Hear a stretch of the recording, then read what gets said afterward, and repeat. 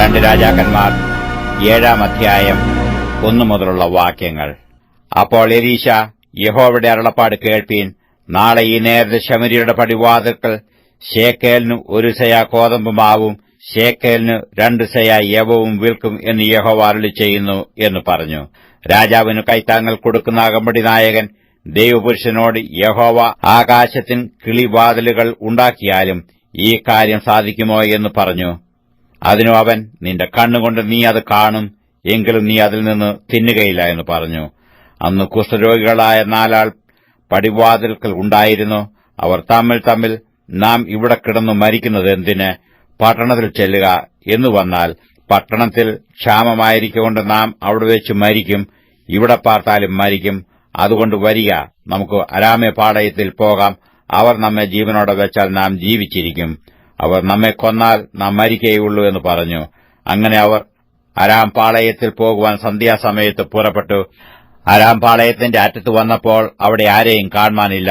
കർത്താവ് അരാമ്യ സൈന്യത്തെ രഥങ്ങളുടെയും കുതിരകളുടെയും മഹാസൈന്യത്തിന്റെയും ആരവം കേൾപ്പിച്ചിരുന്നതുകൊണ്ട് അവർ തമ്മിൽ ഇതാ നമ്മുടെ നേരെ വരേണ്ടതിന് ഇസ്രായേൽ രാജാവ് ഹിത്തി രാജാക്കന്മാരെയും മിസ്രയീം രാജാക്കന്മാരെയും നമുക്ക് വിരോധമായി കൂലിക്ക് വാങ്ങിയിരിക്കുന്നുവെന്ന് പറഞ്ഞു.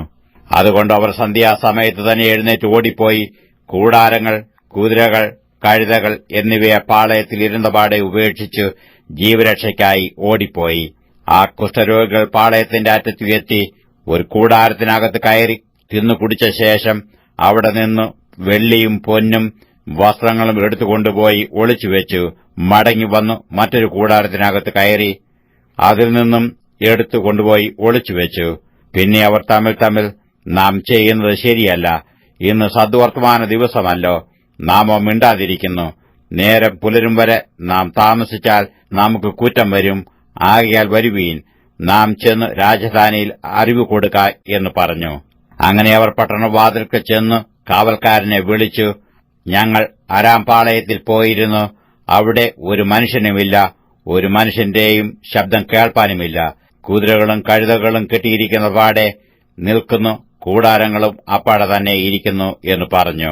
അവൻ കാവൽക്കാരെ വിളിച്ചു, അവർ അകത്ത് രാജധാനിയിൽ അറിവ് കൊടുത്തു.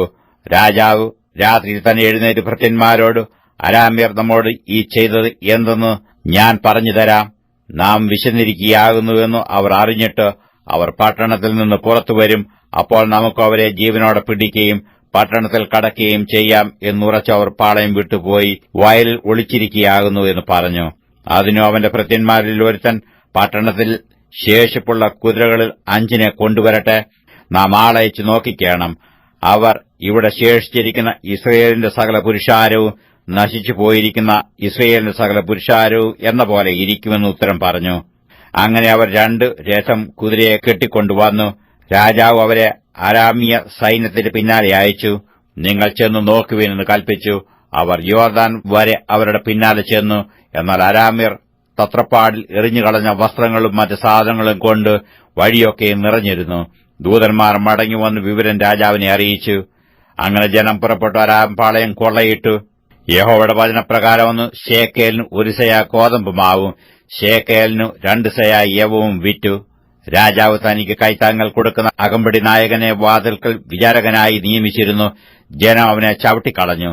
രാജാവ് ദൈവപുരുഷന്റെ അടുക്കൽ വന്നപ്പോൾ അവൻ പറഞ്ഞിരുന്നതുപോലെ അവൻ മരിച്ചുപോയി.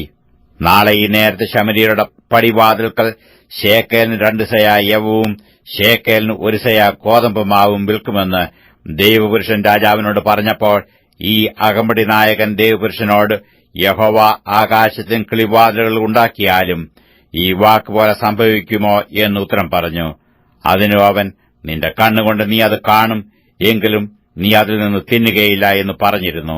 അവണ്ണം തന്നെ അവന് ഭവിച്ചു. പടിവാതിൽക്കൽ വെച്ച് ജനം അവനെ ചവിട്ടിക്കളഞ്ഞു. അവൻ മരിച്ചുപോയി.